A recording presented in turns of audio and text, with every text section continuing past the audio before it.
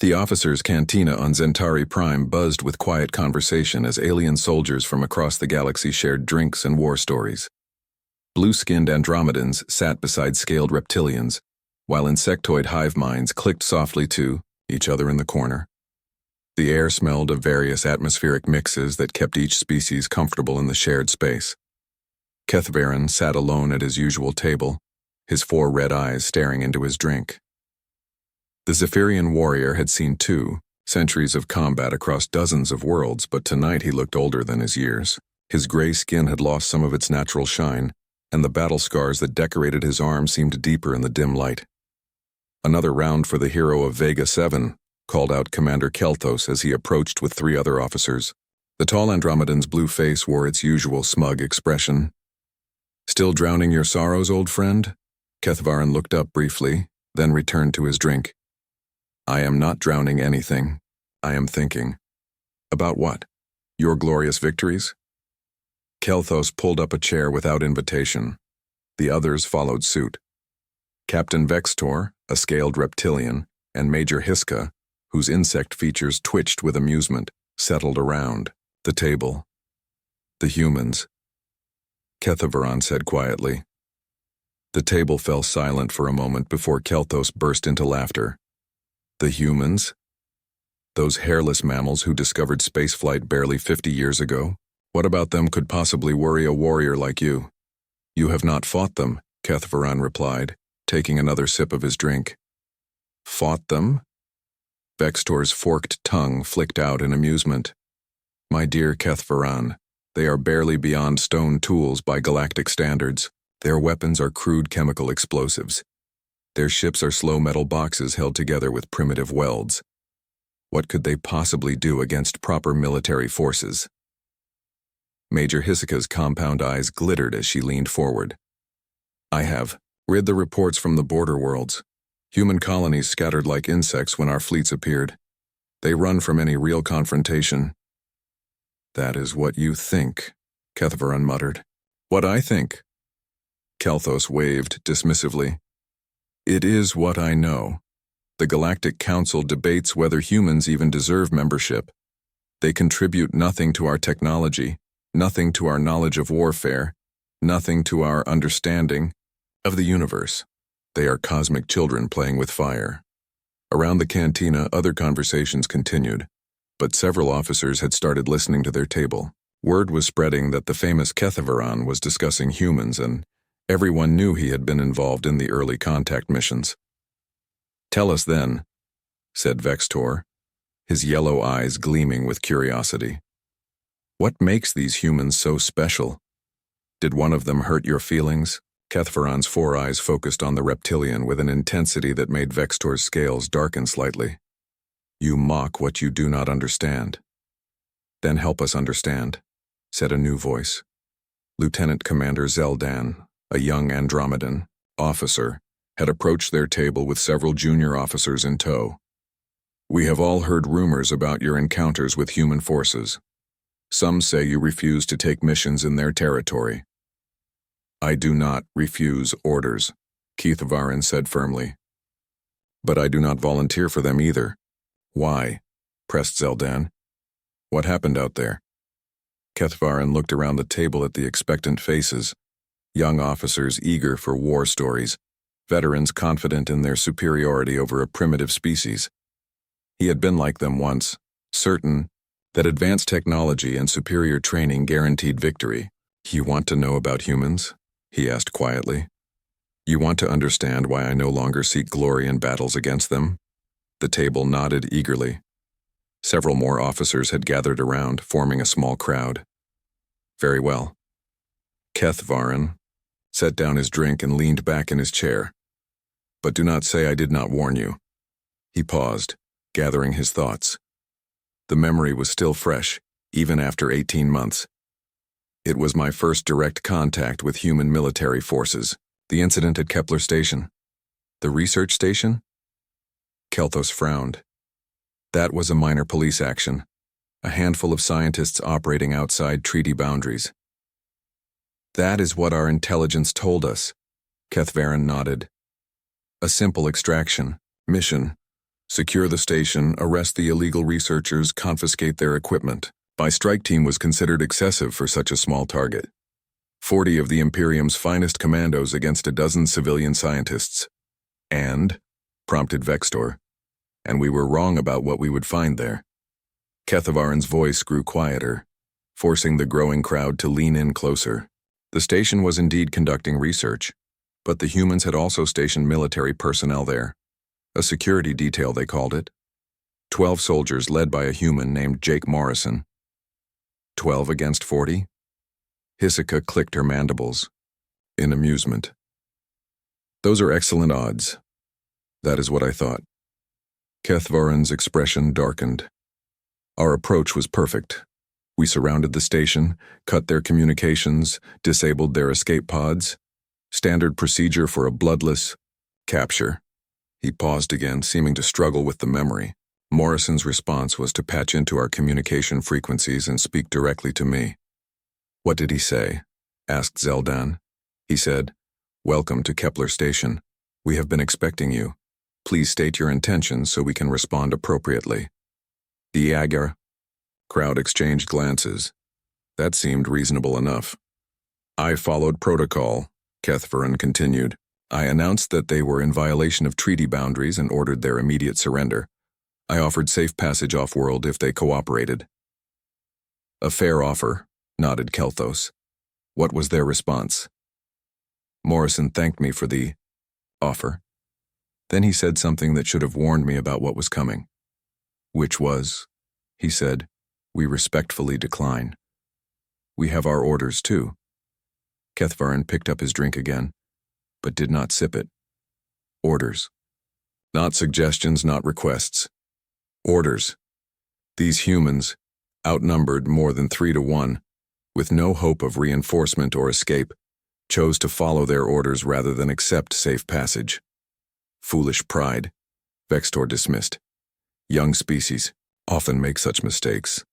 I thought the same thing, Kethvaran agreed, so I gave them one final chance. I told Morrison that continued resistance would result in the deaths of all personnel on the station. I asked him to reconsider for the sake of his people. And, he said, we understand the consequences. Thank you for making your position clear. We will now make ours clear as well. The cantina had grown quieter around them as more officers stopped their own conversations to listen. Kethvaran's reputation as a storyteller was well known, but this tale seemed different, more personal. What happened next changed everything I thought I knew about warfare, Kethvaran said. Because Morrison did not order his people to fight to the death. He did not give speeches about honor or glory. He did not make threats or demands. What did he do? He began teaching. The crowd looked confused. Teaching? Asked Hisoka. Teaching. What? He opened a channel to all human colonies within communication range. Then he started describing our assault shuttles, their armor thickness, weapon configurations, engine signatures, everything his people could observe. He turned our attack into a classroom lesson for every human military officer who might be listening. Kethvaran's 4 eyes grew distant. While Morrison taught, his soldiers worked. They did not prepare defenses in any way I had seen before. They were not trying to win the battle. They were trying to learn from it. Learn what? How we fought, how we moved, how we thought. Kethvaran finally took another sip of his drink. And how we could be beaten.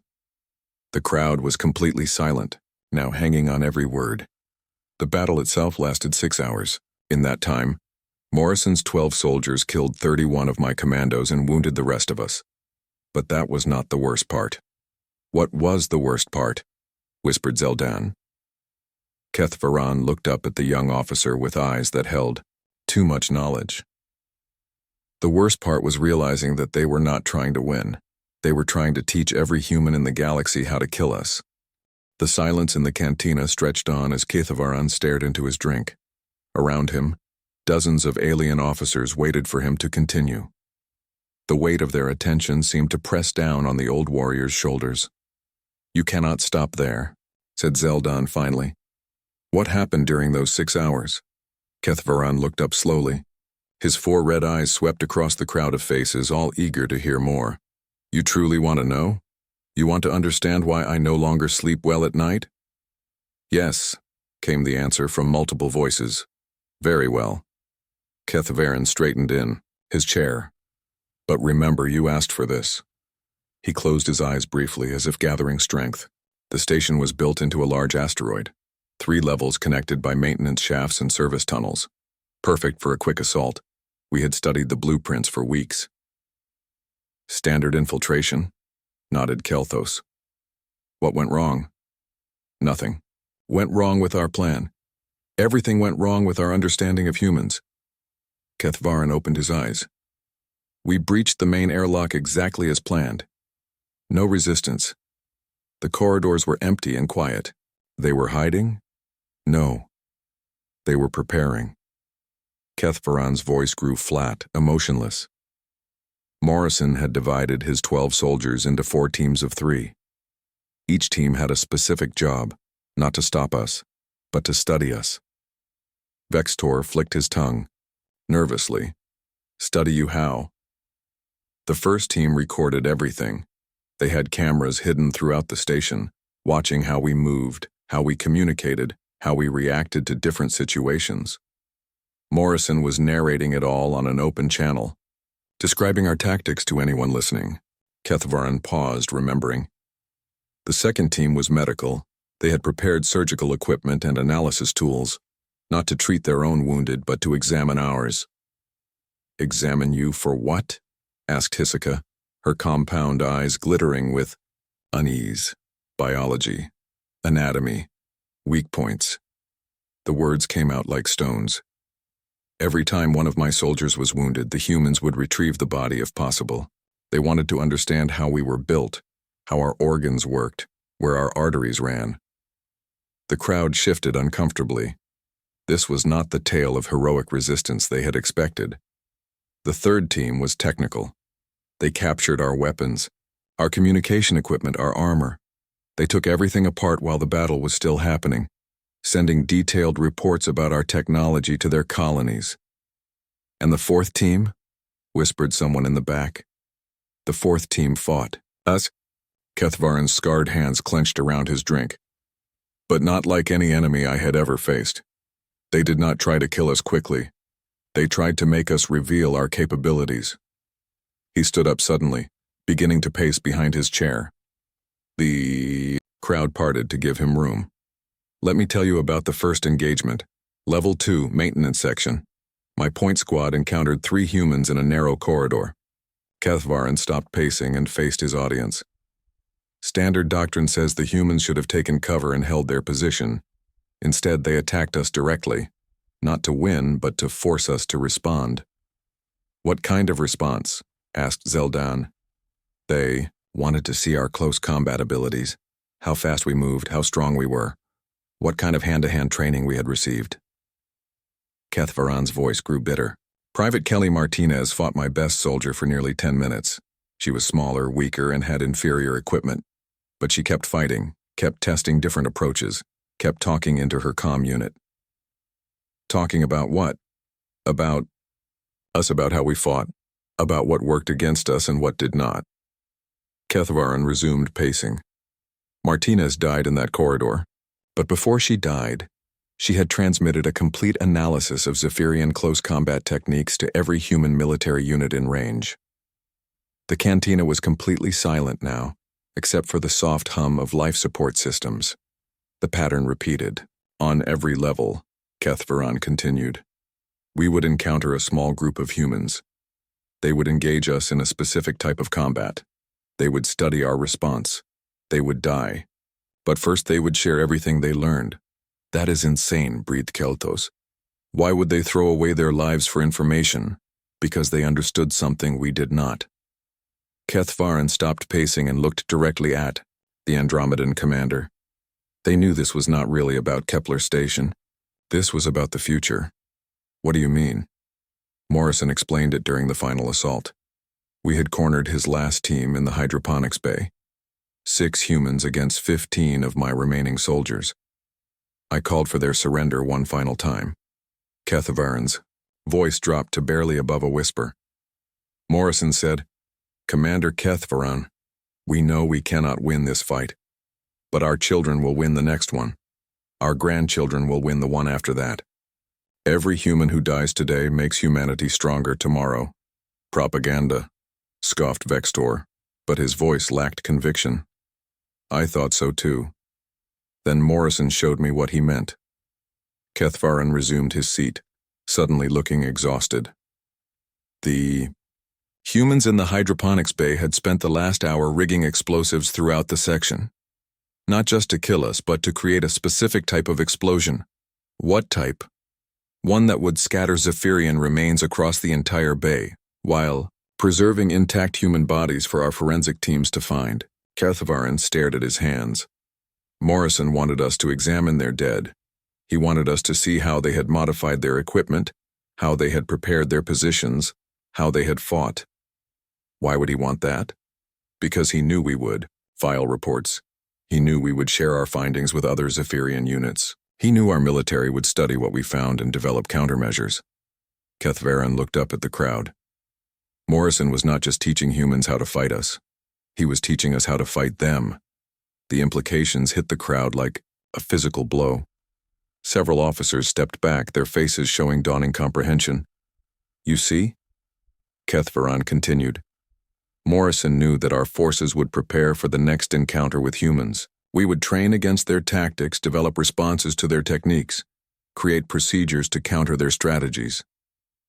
That makes sense, said Hisoka slowly. Standard military practice. Yes. But Morrison also knew that humans learn faster than we do. While we spent months developing countermeasures for 12 soldiers on a remote station, they would be teaching thousands of soldiers how to counter our countermeasures. Kethvaran picked up his drink again. The explosion killed the last 6 humans and 9 more of my soldiers. Morrison's final transmission was broadcast on all frequencies, not just to human colonies, but to every ship in the system, including ours. What did he say? He said, "This is Staff Sergeant Jake Morrison, Human Military, to all Zephyrian forces. Thank you for the lesson. We learned much about your capabilities today. We hope you learned something about ours. To all human forces. Detailed tactical data is being transmitted now. Study it well. Make their sacrifice count." The crowd stood in stunned silence. Finally, young Zeldan found his voice. What happened to your strike team?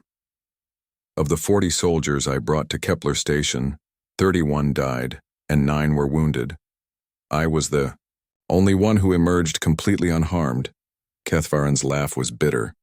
Morrison had specifically ordered his people not to kill me. He wanted me to survive so I could carry their message back to our command. What message? That humanity had officially introduced itself to galactic warfare, and that they intended to win. Kethvaran finished his drink in one gulp. 6 months later, human forces won their first major engagement against a reptilian fleet. They used tactics that directly countered everything we had learned about reptilian military doctrine. How could they know about reptilian tactics?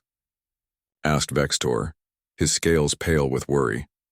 Because Morrison had broadcast everything on open frequencies, including the detailed reports I filed about multi-species cooperation in joint military operations. Kethvaran set down his empty glass. The humans had not just studied us, they had studied everyone we worked with. The cantina erupted in shocked conversations as officers realized the implications. Kethvaran remained seated, watching them process what they had heard. That is why I no longer volunteer for missions in human space, he said quietly, because I finally understood what Morrison meant. Every human who dies fighting us makes humanity stronger. Every victory we achieve teaches them something new. Every battle we win today makes tomorrow's battles harder. He stood up slowly, preparing to leave. You asked me what makes humans special. Now you know. They are the only species in the galaxy that treats defeat as victory, as long as they learn something from it. Kethvaran had barely taken 2 steps away from his table when a firm hand gripped his shoulder. He turned to see Captain Morvek, a battle-scarred Andromedan whose blue skin bore the marks of a dozen campaigns. You cannot stop there, old friend, Morvek said firmly. Half the station has gathered to hear your story. Finish what you started. Around them, the cantina had indeed filled with officers from every corner of Zentari Prime. Word had spread through the communication networks that the famous Kaithvaran was finally talking about his encounters with human forces. Even senior commanders had arrived, their rank insignia glinting in the dim light. "There is more to tell," admitted Kaithvaran reluctantly. "Then tell it," said Admiral Thexnor, her ancient voice carrying the authority of centuries. The crowd parted respectfully as the elderly reptilian approached. "These young ones need to understand what we face." Kaithvaran looked around at the expectant faces. Junior officers eager for war stories stood beside grizzled veterans who had begun to look worried. The initial amusement about primitive humans had died completely. "Very well," he said, returning to his seat. "But what I tell you next will disturb you more than Kepler Station." A server brought him another drink without being asked.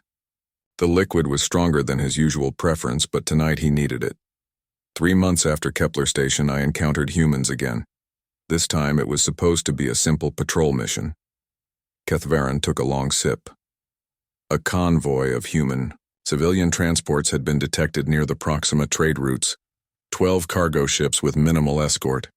"Easy prey," nodded Kelthos. "That is what we thought." My squadron consisted of 6 heavy cruisers and 2 destroyers. The human escort was 3 small frigates. We outnumbered them nearly 10 to 1 in terms of firepower. Kaithvaran paused, gathering his thoughts. The convoy was led by Captain Lisa Rodriguez. Intelligence said she was a merchant captain with no military background, a simple trader trying to make a living on the frontier. But she was not, asked Zeldan. She was exactly what intelligence said. A merchant captain with no formal military training. Kaithvaran's expression darkened. That made what happened next even more terrifying. The crowd leaned closer, sensing another disturbing revelation. We approached the convoy according to standard interdiction protocols. I hailed Rodriguez and ordered her ships to prepare for inspection, routine procedure for civilian vessels in contested space. What was her response? She asked for 10 minutes to prepare her ships for boarding. A reasonable request, I granted it. Kaithvaran stared into his drink. During those 10 minutes, Rodriguez did something that changed my understanding of human psychology forever. What did she do? She sent a message to every human colony within communication range. Not a distress call or a request for help. A business proposal. The officers exchanged confused glances. "A business proposal?" asked Morvek. Rodriguez offered to sell detailed scans of our ships to any human military unit willing to pay for them. She turned her convoy's destruction into a commercial transaction. That is, Hiska struggled for words. That is treating war like trade. Exactly. But it was more than that. Kaithvaran took another drink. Rodriguez explained to her crew that they were going to die. There was no chance of escape or rescue. But their deaths could still serve humanity's interests. How? By gathering intelligence and selling it to their military. By turning their civilian convoy into a mobile research platform. Kaithvaran's voice grew flat. Rodriguez ordered her ships to disable their own weapons and engines. They surrendered? No. They made themselves helpless so we would have to board them instead of simply destroying them from a distance. Kaithvaran looked up at the crowd. Rodriguez wanted us close enough for her people to study our boarding procedures, our security protocols, our ship designs. The implications sent a chill through the gathered officers. When we boarded the first transport, we found the crew waiting for us with recording equipment and analysis tools. They documented everything. How many soldiers we used for boarding, parties, what equipment we carried, how we secured captured vessels. And then they transmitted everything to their buyers before we could stop them. Kaithvaran's hands trembled slightly. Rodriguez had turned 12 civilian transports into 12 separate intelligence-gathering operations. What happened to the convoy? We captured it, as planned, but the damage was done. Within hours, human military units across 3 sectors had detailed information about our boarding procedures. Within days, they had developed countermeasures. Kaithvaran stood up and began pacing again. But that was not the worst part. The worst part was Rodriguez's final message. What did she say? She thanked me. She actually thanked me for choosing to board her ships instead of destroying them. Kethvaran stopped pacing. She said that the intelligence her crew had gathered was worth more than the cargo they were carrying. She said I had made her the most successful merchant captain in human space. She was insane, muttered Vextor. Was she? Her convoy's intelligence led directly to 3 human victories in the following months. Victories that saved thousands of human lives and captured billions of credits worth of resources. Kethvaran returned to his seat. Rodriguez had calculated the trade-off and found it profitable. Admiral Thexanor leaned forward. You said there were more encounters. Many more. Each one taught me something new about human thinking. Kethvaran signaled for another drink. 6 months later, I was part of the assault on Mining Colony 7. The colony was defended by Lieutenant Colonel Pete Jackson and 200 human soldiers. 200 against how many? 3,000. We had orbital bombardment support, armored vehicles, air superiority. The colony had no hope of reinforcement or resupply. Standard siege doctrine suggested they would surrender within days. But they did not.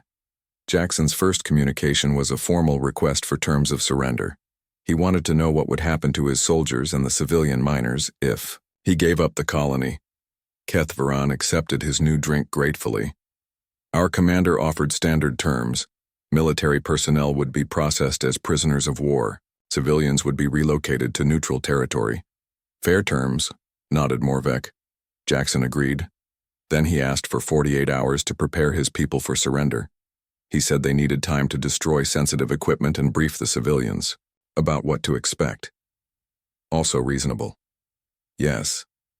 But during those 48 hours, Jackson did something that haunted me for months afterward. Kethvaran took a long drink. He began broadcasting training sessions. Training sessions? Jackson used the time before surrender to teach every human military unit in communication range about defensive warfare. He turned his doomed colony into a military academy. The crowd stirred uneasily. Jackson's soldiers demonstrated how to build improvised fortifications using mining equipment, how to create weapons from industrial materials, how to coordinate civilian evacuation under fire, how to maximize casualties among attacking forces. While they were surrounded, outnumbered, and preparing to surrender, Jackson treated those 48 hours like the most important classroom session in human military history. Kethvaran's voice grew quieter. On the morning of the 3rd day, Jackson opened his final communication. He thanked our commander for the extra time. He said his people were ready to surrender. And did they? No. Instead, Jackson announced that the situation had changed. His soldiers had volunteered for a different mission. What mission? To test every defensive technique they had just taught to the rest of humanity. Jackson said they wanted to see which methods worked best against our assault tactics. The cantina had grown completely silent. Even the background hum of conversations from other tables had died away. The siege lasted 6 months. Jackson's 200 soldiers held off 3,000 of our best troops for half a year. Every day, they tried new defensive strategies. Every night they broadcast reports about what worked and what failed. 6 months? Breathed Zeldan. Jackson turned the colony into a testing ground for human defensive doctrine. His soldiers were not trying to win. They were trying to perfect the art of defense for every other human colony that would face similar attacks. What happened to them? They died. All of them. But their sacrifice created the defensive manual that every human colony now uses. Jackson's final transmission was a complete tactical guide for colonial defense, purchased with the lives of his entire command. Kethvaran finished his drink and stood up slowly. That is when I began to understand the true horror of fighting humans. They do not just fight battles. They fight wars that span generations. Every defeat teaches them something new. Every death serves a greater purpose. You speak as if they are invincible, said Admiral Thexanor. No, they are not invincible. They are something far worse. Kethvaran looked around at the gathered officers. They are students, and we are their unwilling teachers. The silence in the cantina stretched on for long minutes after Kethvaran finished speaking. Officers stared into their drinks, processing what they had heard. The cheerful atmosphere of earlier had completely disappeared, replaced by a heavy tension that seemed to press down on everyone present. Finally, Admiral Thexnor spoke. "There is more, is there not? Your expression tells me you have not shared the worst of it yet." Kethvaran nodded slowly. "There is one more encounter I must tell you about. The one that made me request transfer away from human territories permanently." "When was this?" asked Morvek. 8 months ago. The Battle of Titan's Gate." Kethvaran's voice dropped to barely above a whisper. "You may have heard reports about it." Several officers nodded. Titan's Gate had been a significant victory for the Zephyrian Empire, though the details had been classified at the highest levels. I was part of Admiral Krelvin's fleet, 67 ships of the line, including 4 dreadnoughts. Our mission was to break through human defenses and secure the Titan system for strategic mining operations. "What did the humans have defending the system?" asked Zeldan. 21 ships under the command of Admiral Helen Craig. Old vessels, mostly. Converted civilian ships and aging military frigates. Nothing that should have posed a serious threat to our fleet. Kethvaran began pacing again, his 4 eyes distant with memory. Intelligence reports said Craig was a supply officer who had been promoted beyond her abilities. Her fleet was supposed to delay us for a few hours at most, then retreat to preserve their forces. "Standard defensive doctrine," agreed Hiska. "Yes, but Craig did not follow standard doctrine. She did something that still gives me nightmares."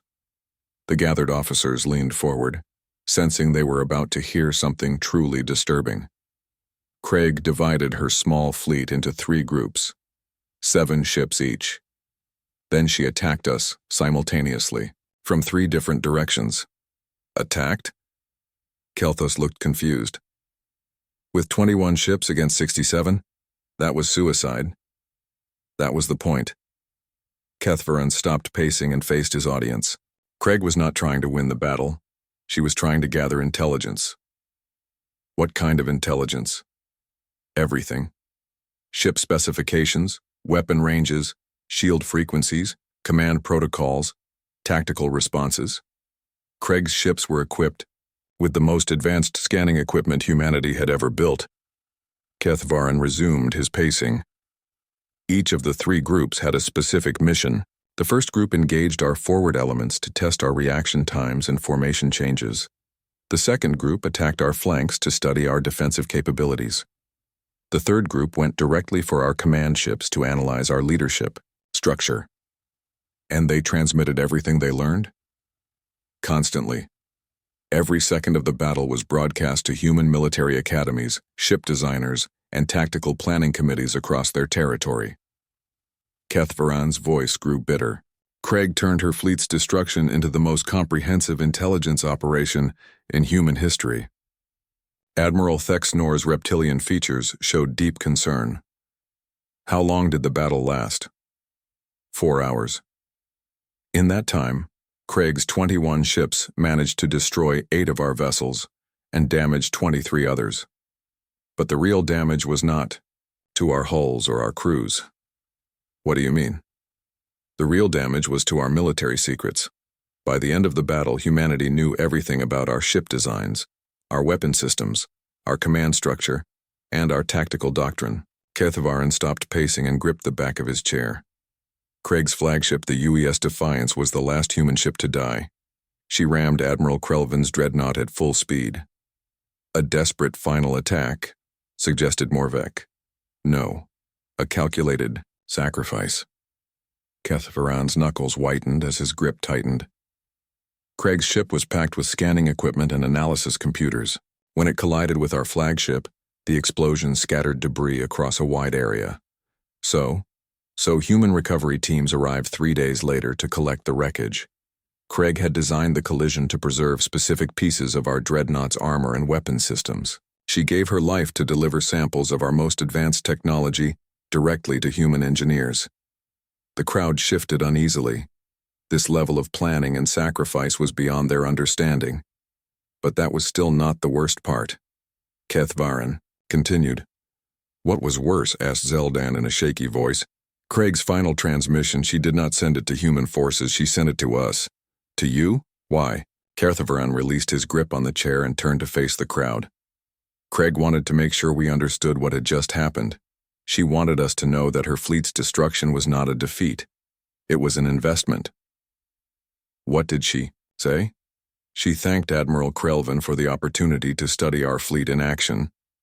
She said the intelligence her ships had gathered was worth more than a dozen military victories. She said humanity would remember our tactics and develop countermeasures. Kethvaran's voice began to shake slightly. Then Craig said something that chilled me to the bone. She said that every human ship that died at Titan's Gate had volunteered for the mission. They knew they would not survive. They considered their deaths a privilege. A privilege? Hisoka's compound eyes widened in horror. Craig explained that serving as intelligence gatherers was the highest honor in human military service. To die while learning something useful about their enemies was considered the ultimate sacrifice. The cantina had grown so quiet that the life support system seemed to roar in the silence.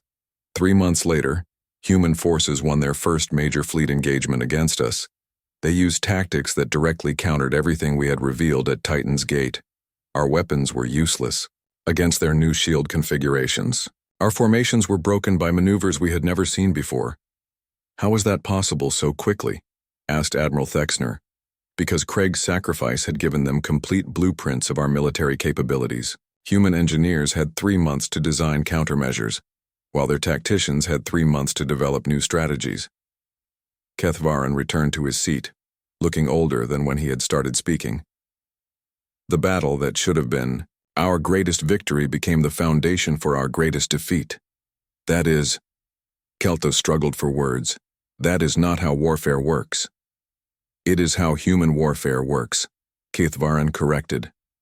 They do not measure victory and defeat the same way we do. For humans, any engagement that teaches them something useful is a victory, regardless of how many ships they lose. But surely they cannot sustain such losses indefinitely, protested Vextor. Can they not? Human colonies are producing ships and training crews faster than any species in galactic history. They have turned war into education, and education into mass production. Kethvaran picked up his drink, then set it down without tasting it. Every human who dies fighting us makes the next generation of human soldiers more dangerous. Every ship we destroy teaches them how to build better ships. Every victory we achieve gives them information they use to ensure we never achieve such a victory again. You make them sound unstoppable, said Morvek quietly. I make them sound like what? They are. A species that has weaponized learning itself. Kethvaran stood up again, preparing to leave for the second time. They do not fight wars the way we understand warfare. They fight education campaigns that happen to involve explosions. Where are you going? Asked Zeldan. To my quarters. To try to sleep, though I doubt I will succeed. Kethvaran looked around at the gathered officers one final time. You wanted to know why I avoid missions in human space.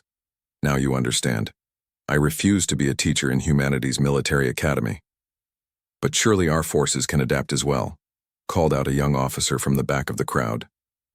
Kethvaran paused at the edge of the gathering. Can we? How many of our soldiers are willing to die for the chance to gather intelligence? How many of our captains will sacrifice their ships to test enemy capabilities? How many of our admirals consider defeat a valuable learning experience? The sea. Questions hung in the air without answers. That is the difference, Kethvaran said quietly. We fight to win battles. Humans fight to win wars that will not end until their grandchildren are old. Every human death is an investment in a future we cannot imagine.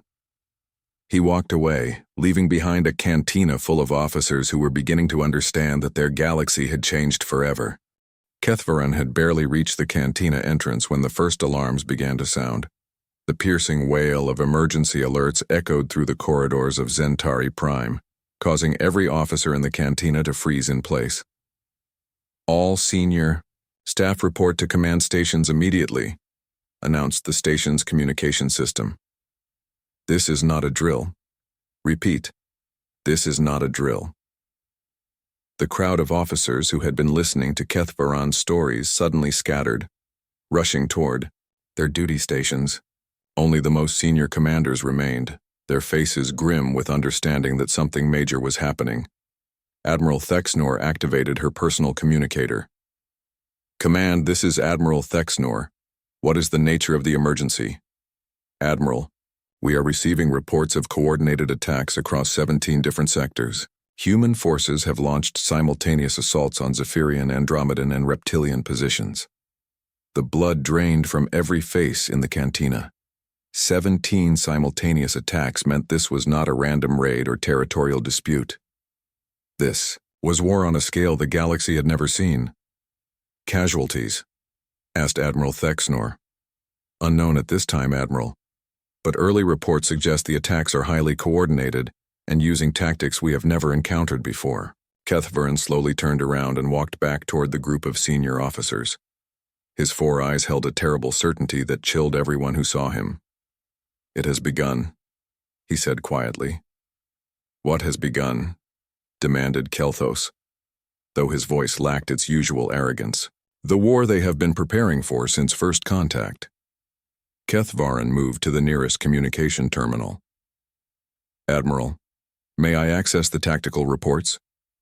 "Do it," Thexnor ordered. Kethvaran's fingers moved across the controls with practiced efficiency. Data began flowing across the screen, showing the locations and nature of the human attacks. As he read, his expression grew more troubled. "They are not attacking our strongest positions," he observed. "What do you mean?" asked Morvek. "Look at the target list. Mining stations, supply depots, communication relays, training facilities. They are not trying to destroy our fleets. They are trying to cripple our ability to coordinate and resupply."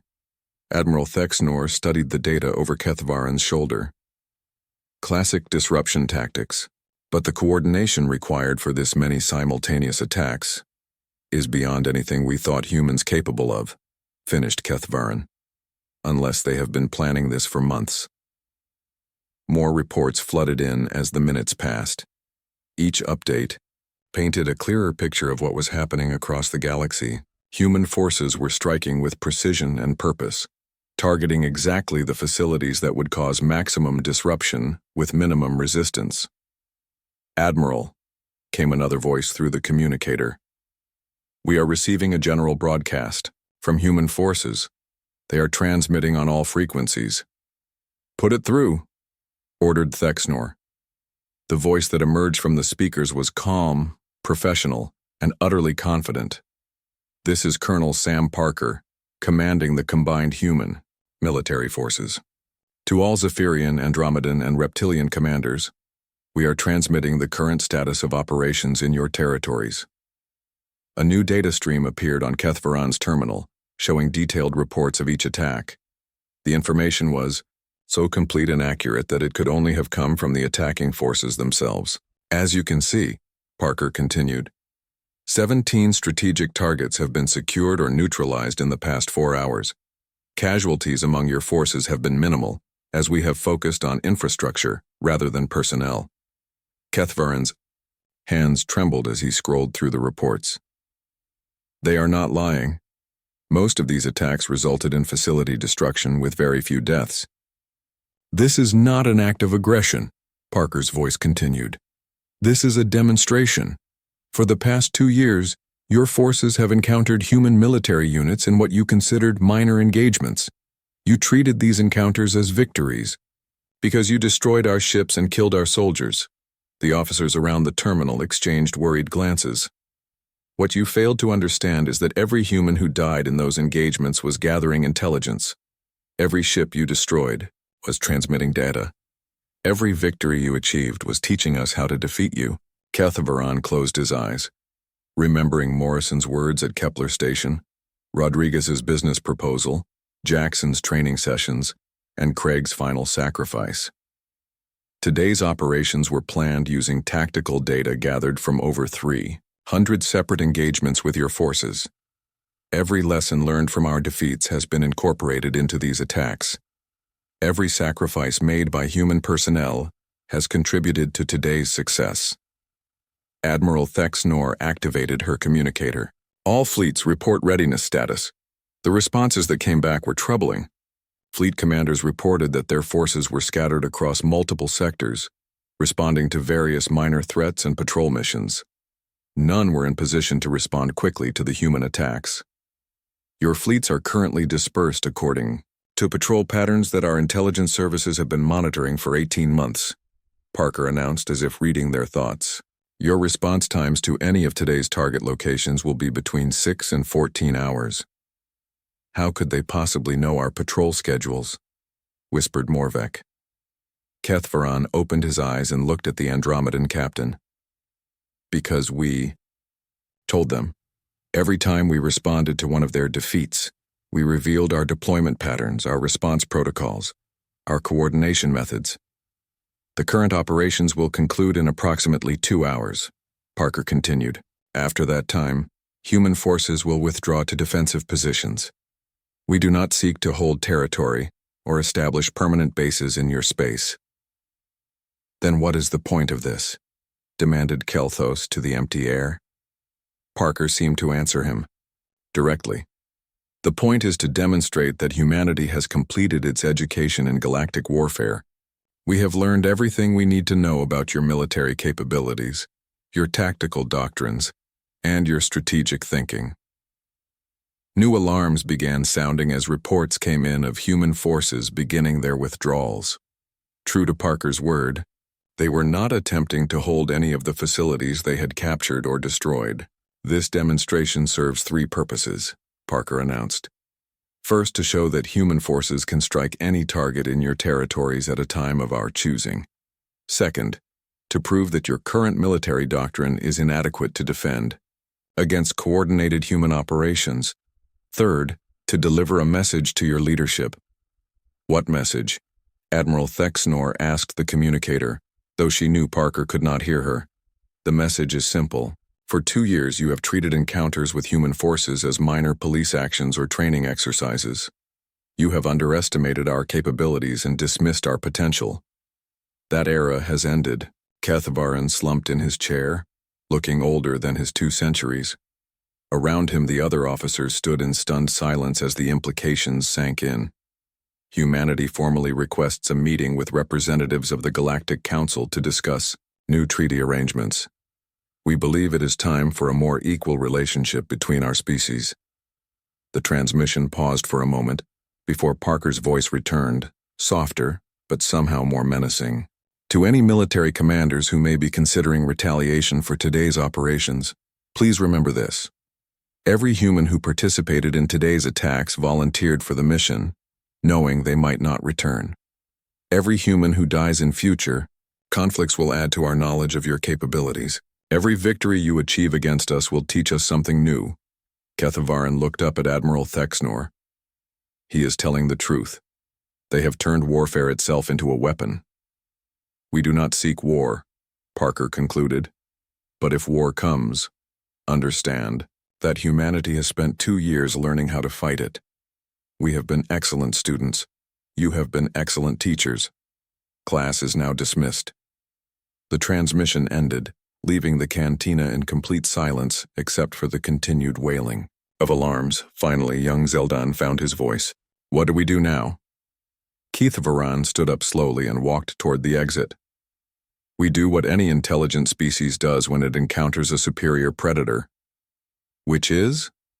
We negotiate. Kethvaran paused at the doorway. And we pray that humanity is feeling merciful. He left the cantina, walking past officers who were just beginning to understand that their galaxy had changed forever. Behind him, Admiral Thexnor was already composing a message to the Galactic Council, recommending immediate diplomatic contact with human leadership. The age of human galactic warfare had begun not with conquest, but with a demonstration that conquest was unnecessary. They had proven their point without needing to hold territory or destroy fleets. The lesson was clear. Humanity had learned everything it needed to know, and now it was time for their former teachers to become their students.